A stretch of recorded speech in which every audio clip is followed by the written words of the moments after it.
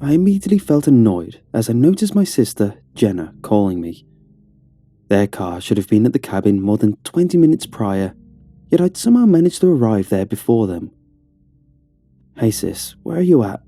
I asked, half surprised, and a bit worried that they'd taken a wrong turn somewhere, which wouldn't have been too out of character for Jenna, with her absolutely non-existent sense of direction. What I got in response was a static mess of sound that blared from my phone at full volume before it quickly cut off and the call disconnected.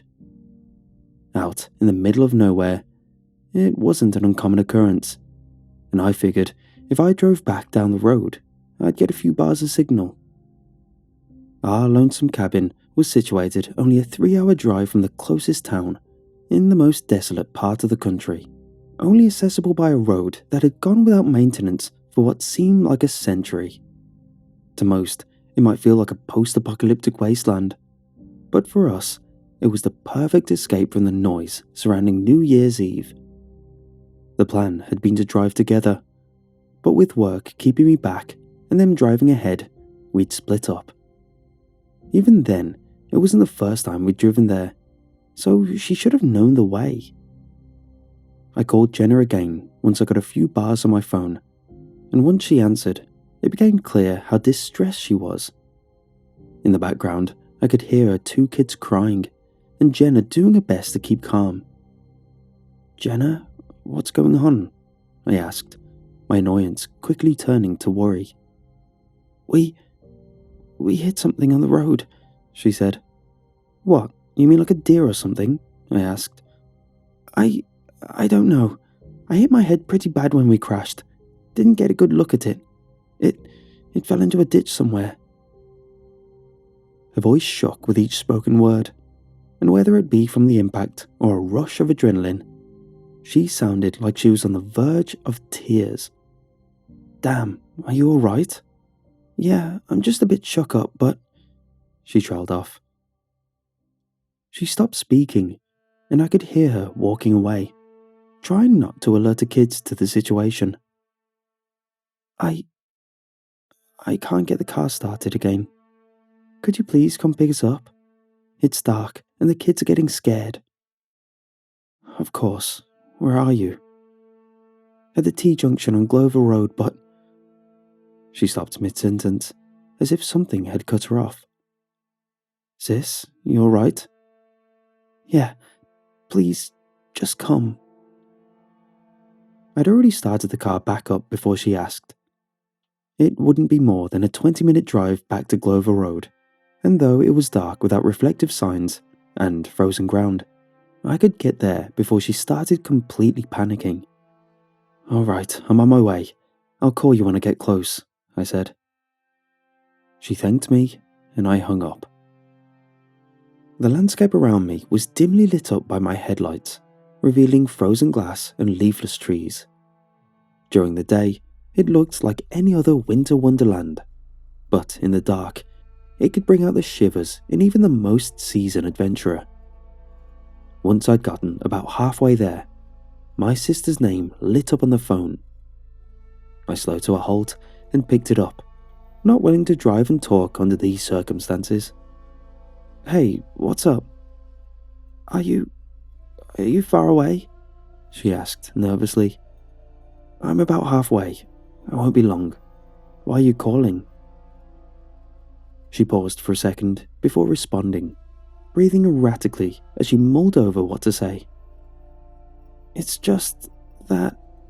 she trailed off. "What?"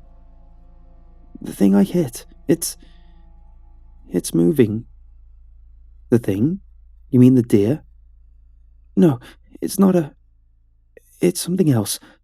I don't know." "What?" "I don't know. Please, just hurry."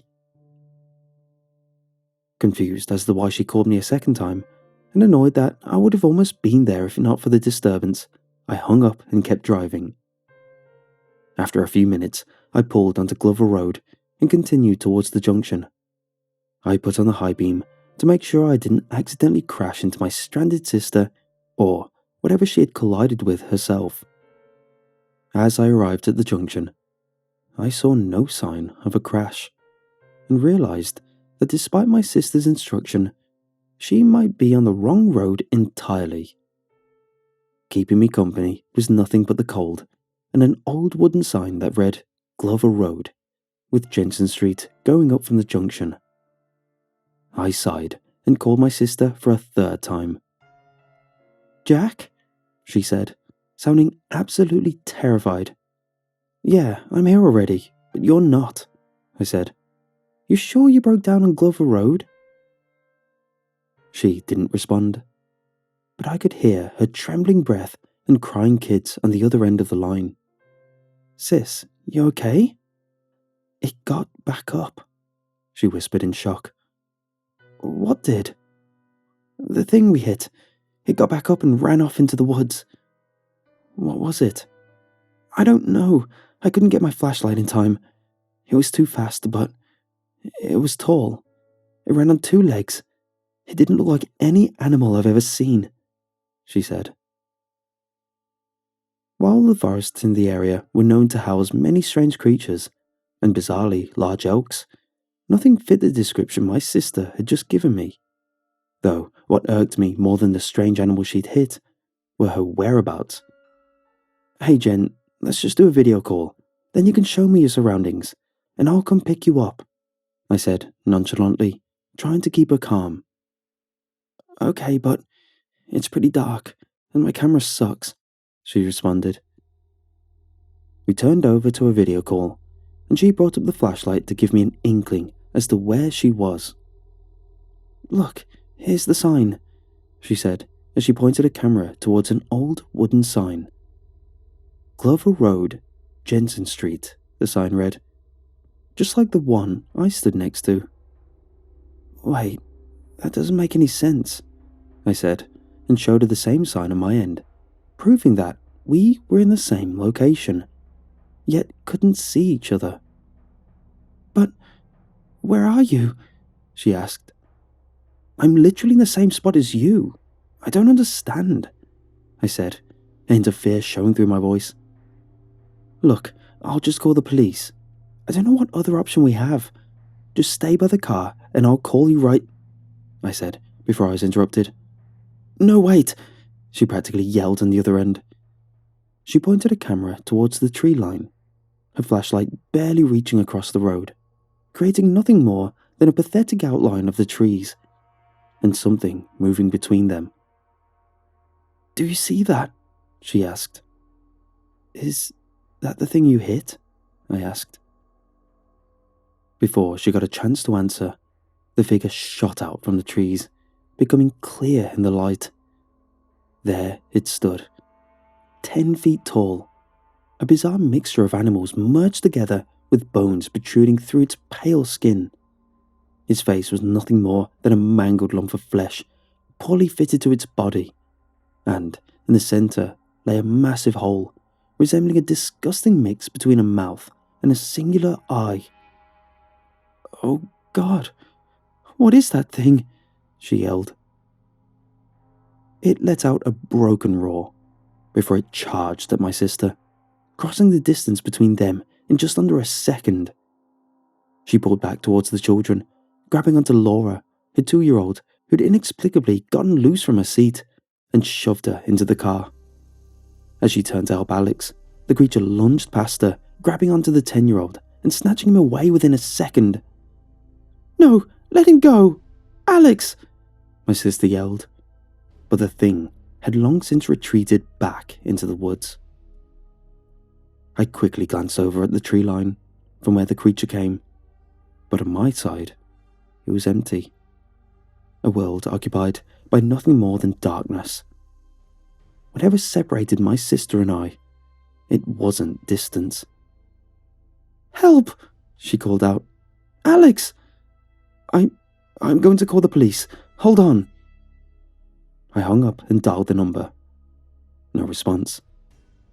I checked my phone to make sure I still had 2 bars of signal, yet no connection could be made. I tried a second and third time to no avail. Help would not come. After the hopeless attempt, I called Jenna back. Jack?" she stuttered as she picked up. I'm sorry, I couldn't get a hold of them. Are you alright? We're inside the car, but there's more of them now. They're circling around us. They took Alex. She got out between sobs. Just stay in the car, Jenna. I'm going to drive down the road and look for help. I put my phone down on the dashboard and kept the call going, talking to Jenna as I sped down the road, promising, lying that everything would be alright. Jack, they're leaving, she exclaimed, with the faintest hint of relief in her voice. I let out a breath, slowing down my car a bit as I let myself believe the worst had passed, trying to avoid another unfortunate collision. That's great, Jenna, but stay in the car until I get back, I ordered. But Alex, he's still out there. Look, I know it's hard, but Alex, he's... Before I could finish the sentence, something could be heard in the background. It was her son, crying and calling for help. But something about his voice was off. The emotion in his calls were practically non-existent, his cries unnatural, as if they were nothing but a poor imitation of a human being. Alex, Jenna cried, opening the door without hesitation to go out and save a child. Jenna, no! I yelled, but it was too late. She'd already stepped out through the door, and no sooner did her foot hit the ground before one of the creatures bounced onto her, snapping her arm in half.